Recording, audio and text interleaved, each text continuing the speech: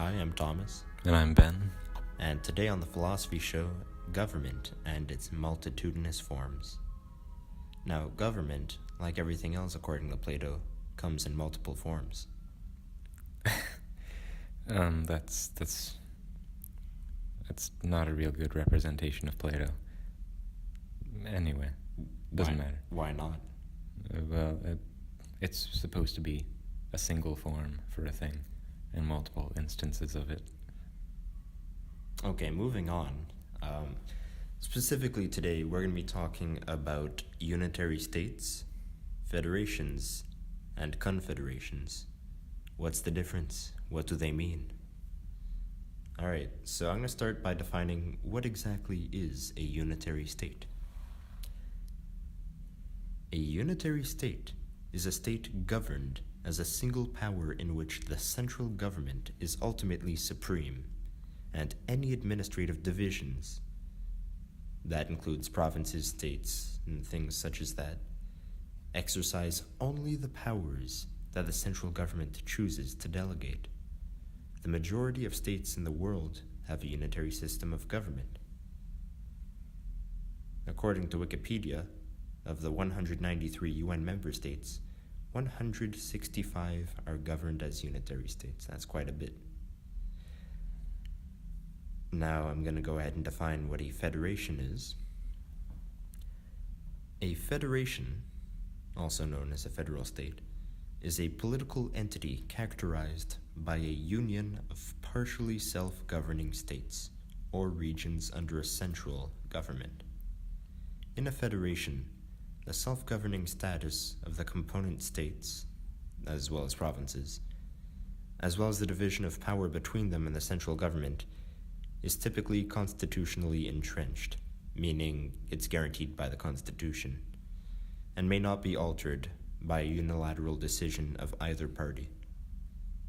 The states, Alternatively, federation is a form of government in which sovereign power is formally divided between a central authority and a number of constituent regions so that each region retains some degree of control over its internal affairs. As you can see, while a unitary state essentially has a central government that has all the power, a federation has a constitution which limits the central government's powers, and there's a sort of balance between a central government and a provincial or state government. Now, a confederation is a union of sovereign states united for a purpose of common action, often in relation to other states. Usually created by a treaty, confederations of states tend to be established for dealing with critical issues. For example, in 1867, Canada was declared a confederation. I'm not going to get into the history of it, there's multiple reasons for that, but in any case, critical issues such as defense, foreign relations, internal trade, or currency, with the general government being required to provide support for all its members. Confederationalism represents a main form of intergovernmentalism that is being defined as any form of interaction between states which takes place on the basis of sovereign independence or government. Just so you know, he was reading that from Wikipedia, which is why it didn't sound natural. Also, just giving you our sources in saying that. Right. Now, I'm not getting this from a book. However, these are as good as definitions as any. To recap, a unitary state is essentially a central government with supreme power. A federation is a group of provinces or states that exist as a country while retaining some power guaranteed by the Constitution. And a confederation is essentially a country made up of a whole bunch of provinces or states that have decided, for whatever reason, that it's necessary that they become one state. Just to clarify, when you say a unitary state has supreme power, you don't mean that it's like authoritarian or something. You mean that its power isn't divided among provinces and stuff. Right. For example, a country such as France is a unitary state. It doesn't mean that it's the authoritarian state. It simply means that power is not shared between a central government and provincial governments for the most part. It means that the central government can essentially control everything if it wants to and revoke any power that it has previously given to any sub-national level of government. All right, that was a mouthful. All right, so if we're going to look at the merit of these systems of government, I think that one clear thing to look at is, hypothetically speaking, if you were to look at a unitary state, it would most likely be better equipped to make decisions more effectively, or at least you would think that way, as you don't need to get sub-national levels of government to agree with your decision. You just need to get the central government to agree on a decision, and an action is taken. Whereas in a federation or confederation, bureaucracy and trying to get different levels of government to agree with each other can slow down the process of actions being taken. Now, with central governments comes the risk of A, lack of representation of certain regions, as all that matters is where the majority of the population votes during the federal election. B. I suppose there is a threat that the current ruling government can abuse its power, or at the very least, people living in certain regions don't have their interests represented as well as in a confederation or federation. I suppose that is it. I don't want to paint unitary states in the light of being authoritarian. I'm not suggesting that there's a serious threat that they become authoritarian, although quite a few unitary states do happen to be authoritarian. Not all of them are. Right, federations, essentially, they're, I guess you could call the in-between. They're sub-national levels of government that have some power that it's guaranteed by the Constitution. However, they're still stuck as part of that country, unless you're Texas. They're the middle way between confederation and unitary state. So if you find either too extreme, you would go to federation. Mm-hmm. Right. I suppose you could say that, for the most part, all countries that aren't unitary states mostly are federations, as there's not a lot of confederations left out there. Canada is a federation of sorts. The same could be said for the United States in terms of political form, not in terms of the specifics of government. We'll get into that at a later date. It's essentially the in-between of a unitary state and a confederation. In fact, a lot of confederations later on become federations as they solidify as a singular country and start to centralize a bit more. Canada was founded as a confederation, was it not? It was called that anyway. It was, and in its origin, it very much so was a confederation. It was a bunch of provinces that banded together in common interest for multiple reasons. The threat of invasion of the United States, the need to have economic partners, since a little time earlier, Great Britain decided to kind of just leave them on their own there. They banded together in a time of crisis because they needed each other, and the Confederation was born. That sounds like a line from a history documentary or something. Well, I can assure you this one came directly from me. There's no sources for that. If anything, I'd say it was kind of cheesy. If you were to write a children's book about the formation of Confederation. That's what you would include? Yeah, I suppose I would. Although I'm not sure what kind of parent would read their children stories about Confederation. Not that I'm judging, if anything, that sounds like a good idea, although I'm not sure how interested the children would be in that, seeing as they don't seem to be interested in their own history in elementary or high school. But you never know, you might instill interest in them at a young age. In any case, we're getting off topic. Okay, so, Ben, you're the residential expert on fearing government interfering in your life.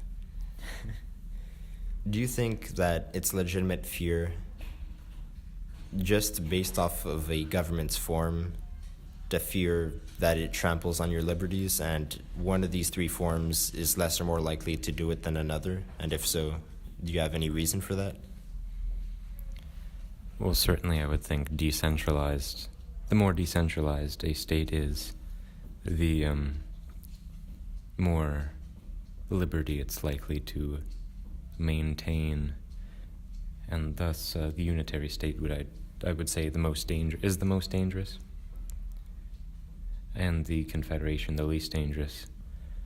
Although I'm saying that all else equal, because of course a Confederation would have to be at the bottom of it, formed out of unitary states.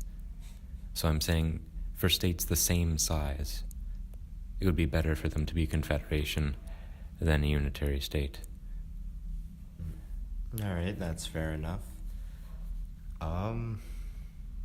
All things remaining equal and not looking at any other details of the government, do you think that it'd be fair to say that a unitary government, because it only has a central government and no subnational level of government, would be in a better position to take decisive action if needed, potentially in a war situation? It would make decisions quicker, I suppose. But that's not necessarily something I want. Because, I want government to do less things. And so a delay on government doing things I would count as a positive. I suppose you might, however, the government probably wouldn't, or people demanding the government take action probably wouldn't. I'm trying to think. In terms, a government's form gives, quite frankly, relatively limited information on what that government is, so it's hard to kind of compare them. I guess it's kind of like the shape of the hamburger you buy, not its contents, and it's kind of hard to judge a hamburger by its shape as opposed to its contents, because you buy a hamburger for its taste, and if all you know is the shape it's going to be in, well, it's hard to make a decision on what hamburger to buy. Although I suppose depending on how hungry you are, you'll probably get a sized hamburger that matches your hunger. However, in this case, you choose the government, the size of which fits your need for liberty. Wow. That analogy was... I don't know what to say. What I do know is that analogy made me hungry for a hamburger, but that doesn't matter. All right. Do you have any final verdict you would like to say on these three forms of government, Ben? Well, I would again say that all else equal, the more decentralized a state is, the better. If all the states in the world were to break into tiny Liechtensteins or whatever, I would find that ideal. Ideal, yes. Well, not ideal, but it would be a good thing. You never see dictators wanting to decentralize their power. I suppose you don't. Centralization is one of the roots of authoritarianism. Yeah, I suppose that's one way of looking at it, but on the other hand, some people might have fear of anarchy. I don't. All right. Personally, I must say that I suppose an effective government could be made out of any of these forms, although I do agree that a unitary state lends itself more so to authoritarianism than confederacy, all else being equal. Although I do think that there is something to be said, if you could even say this, it's a bit of an oxymoron, really, for effective government. When I say effective, I don't mean size-wise, I mean in its ability to accomplish things, ideally to help its citizens. Mm-hmm. And that's what a government's for, not the other way around. Yeah, so I gotta say, I'm not gonna choose a favorite for this one. Any three of them could work. Quite frankly, I think if you were to identify a historical trend, you'll probably see confederations that became federations and potentially later became unitary states. Although I suppose it's possible that monarchies just became unitary states, or empires became unitary states, or republics became unitary states. I can imagine the first step, confederation to federation, because that's apparently what happened in Canada, and it's definitely what happened in the United States. And I don't know, maybe it will happen with the European Union. Oh boy, a confederation of European states. That's, I would say they're already a confederation, but they look like they're turning into a federation. Possibly. Oh, not if all those countries and all those unhappy people have anything to say about it, but, The nature of government is that they don't. Yeah, I suppose that's one insightful thing to say. Alright, well, I suppose that's it for this episode. We'll be doing following episodes on different kinds of government, not just its forms, but what kind of hamburger meat they use, whether they have lettuce or tomatoes or onions, whether they're socialist, capitalist, or ketchup.